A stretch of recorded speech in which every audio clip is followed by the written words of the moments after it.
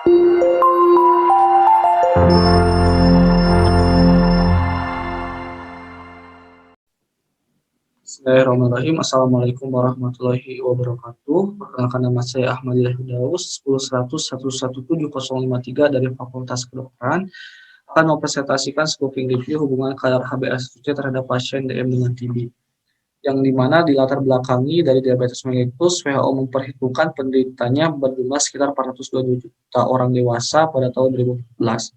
Untuk TB, Global Tuberculosis Report pada tahun 2014 ada 9,6 juta penduduk terkena penyakit ini.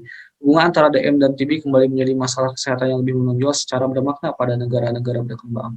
Di seluruh dunia diperkirakan terdapat 9,6 juta pasien dengan TB aktif tiap tahunnya dan sekitar 1 juta pasien memiliki penyakit TB dengan DM.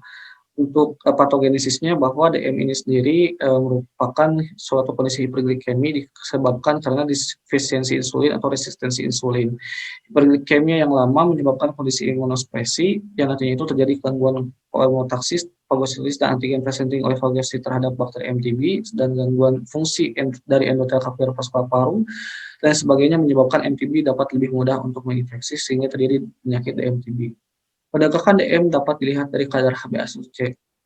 Konsentrasi kadar HbA1c menunjukkan indeks rata-rata glukosa darah selama beberapa minggu sampai bulan sebelumnya. Penelitian Dobler dan Galen menunjukkan bahwa kondisi hiperglikemi berisiko tinggi menderita TB. Semakin tinggi HbA1c, maka semakin buruk imunospresi menyebabkan MTB lebih mudah untuk menginfeksi. Tujuan penelitian secara umum mengetahui bagaimana hubungan kadar HbA1c terhadap pasien DMTB, dan tujuan khususnya mengetahui hubungan DM terhadap pasien TB dan mengetahui hubungan kadar HbA1c terhadap pasien DM dengan TB. Metode penelitian, jenis penelitian adalah scoping review, populasinya jurnal nasional dan internasional yang berkaitan dengan penelitian ini, sampelnya di jurnal nasional dan internasional yang berkaitan dengan penelitian ini yang sesuai dengan kriteria inklusi dan eksklusi. Untuk kriteria inklusi, artikel penelitian dari database PubMed, ScienceDirect, dan PubMed yang diterbitkan dalam rentang waktu 10 tahun, tipe artikelnya itu original research, artikel yang dapat diakses secara penuh berbahasa Inggris dan Indonesia. Eksklusinya, ketidaksesuaian judul artikel dan abstrak artikel lengkapnya tidak dapat diakses secara duplikasi. Kriteria kelayakan, pasiennya pasien DM dengan TB, interventionnya penilaian kadar HbA1c terhadap pasien DM dengan TB, kompresinya penyakit selain DM TB, outcome-nya itu adalah pengaruh kadar HbA1c terhadap pasien DM dengan TB.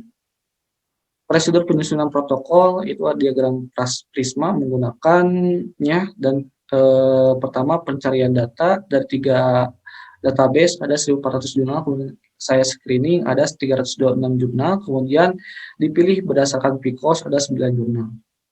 Ini untuk diagram prismanya, artikel yang eligible tadi ada 9. Hasil dan pembahasan, hasil penelitian dari artikel-artikel yang telah direview menunjukkan beberapa hubungan kadar HbA1c di antara lain. Yang pertama, kadar HbA1c yang tinggi pada penderita DM menjadi faktor risiko TB untuk lebih mudah menginfeksi. Ini disebabkan karena kondisi imunospresi. Pernyataan ini didukung dengan penelitian Chang dan kawan-kawan, Minerva dan kawan-kawan, Bareda, NN dan kawan-kawan, yang dimana konsentrasi HbA1c menunjukkan indeks rata-rata kadar glukosa.